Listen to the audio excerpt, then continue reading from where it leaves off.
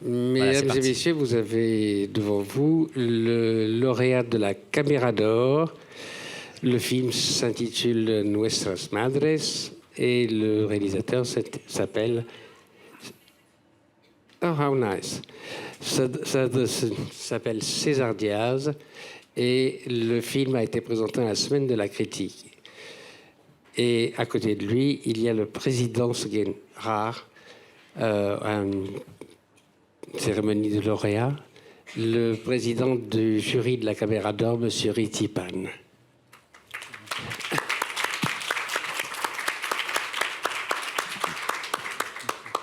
Alors, si ça ne vous ennuie pas, M. Diaz, je commencerai par M. Ritipan. Est-ce qu'on peut en savoir un peu plus sur les raisons de votre choix? Alors, on a choisi le film à unanimité, hein, l'unanimité, donc parce que c'est bon, il y a beaucoup de films, on a vu 26 films, qui est beaucoup, fait par des gens beaucoup de talent. Mais celui-ci nous a vraiment marqué par en même temps, c'est sa simplicité. Il y a un cinéma, quoi. Nous, ce qu'on cherchait, c'est pas des petits, je sais pas, des petits Quentin Tarantino, des petits trucs. On cherche quelqu'un qui a sa propre personnalité, qui a son univers, qui a sa manière de raconter, voilà. Et je trouve que le film est complètement dans cette lignée-là. Il est à lui. Dès le premier plan, il l'installe, il est là, il raconte. C'est un film courageux, c'est un film sur le travail de mémoire, c'est le film sur son histoire à lui. Et je trouve que enfin, vous pouvez imaginer que j'ai vécu des choses, j'ai fait beaucoup de films ce genre-là, mais je me suis tapé sur ma tête plusieurs fois sur le film, pendant la projection, en disant ne te laisse pas emporter, pas ton propre truc. Il faut vraiment regarder un objet cinématographique qui est là, un film qui est là, et la considération que le film va me plaire parce qu'il a une portée qui va au-delà du film, c'est vient en second plan. Mais c'est d'abord un objet cinématographique qui est unique. Et c'est beaucoup de sensibilité. Oui. Donc, tout le long de la projection, je m'empêche d'être ému presque. Alors, ça m'émeut quand même. J'étais très ému du film. Oui, quand même. J'ai presque envie de vous demander, Monsieur Diaz, si vous, en tournant le film, vous avez été amené aussi à retenir votre émotion, à ne pas vous laisser emporter par l'émotion à laquelle lui a résisté en tant que spectateur. Oui, bien sûr, en permanence.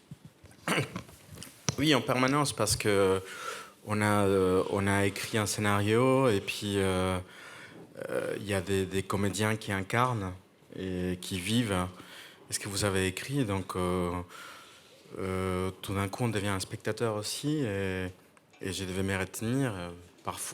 Parfois, j'y arrivais pas, mais parfois... Mais c'était tout dans la retenue que j'ai tourné ce film. Oui. Ça a été difficile? Très difficile pour plein de raisons. Enfin, parce que on arrive au bout d'un long processus d'écriture, de développement, et parce que finalement, ça y est, on y est, et on a un poids énorme, et on avait aussi une responsabilité presque historique face au sujet, donc on ne pouvait pas se rater. On avait l'impression qu'on n'avait pas le droit de se rater, et je pense qu'on l'a pas fait. Certes. Oh, pardon. Certes, et le prix le prouve, mais il y a presque toujours dans des sujets aussi délicats, soit savoir ne pas trop se retenir et savoir ne pas trop s'emballer. Non, mais c'est l'écriture. Ouais, non, mais je pense aussi on fait des films pour un public, pour des spectateurs qui sont intelligents et qui sont face à un objet cinématographique. Et il faut leur laisser la place, il faut leur laisser la place de l'émotion, laisser la place aussi de la réflexion. Et c'est ce qu'on a essayé de faire, c'est avoir un dialogue avec les spectateurs d'une façon juste et intelligente, sensible. Ce sera assez curieux de voir comment le film rencontrera son public. Et moi aussi. Ok. Y a-t-il des questions dans la salle? Madame? 2 secondes, quand le micro arrive vers vous. Si ma question s'adresse à M. Ritipal, que pensez-vous de cette nouvelle génération de cinéastes? Vous êtes président du jury.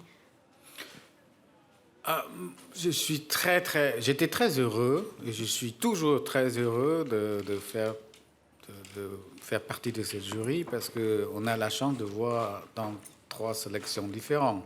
On est le seul jury qui part en tout là, certains regards, sur la compétition officielle, semaine de la critique, les quinzaines, et on n'a qu'un seul prix à donner.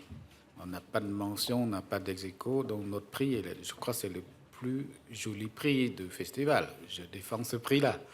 Et on tombe sur les premiers cinéastes qui sont très, comment dire, qui se donnent tout, quoi, comme un premier amour, quoi, qu'on aime, entièrement. On se jette dans son film avec beaucoup de sincérité. J'aime l'honnêteté, j'aime le corps à corps avec le film, j'aime la sensualité. Et parfois, j'ai mal dormi pendant 3-4 jours quand même, hein, parce qu'il y a des films qui sont bons, quoi. Et puis, il faut un film qui émerge, voilà, et tout à fait justifié. Mais encore une fois, on ne cherche pas un cinéaste parfait, on cherche un cinéaste unique, un cinéaste qui a son univers à lui. Voilà. Et il me semble que c'est la définition de caméra quoi d'or, non, c'est ça. Il y a trop de trucs que je me trompe. Pardonnez-moi, mais je pense que, 1, ça va être une belle conclusion. 2, c'est une formule que je retiendrai à jamais. On ne cherche pas un cinéaste parfait, on cherche un cinéaste unique. Là-dessus, bravo, monsieur le cinéaste unique. Ouais, merci beaucoup.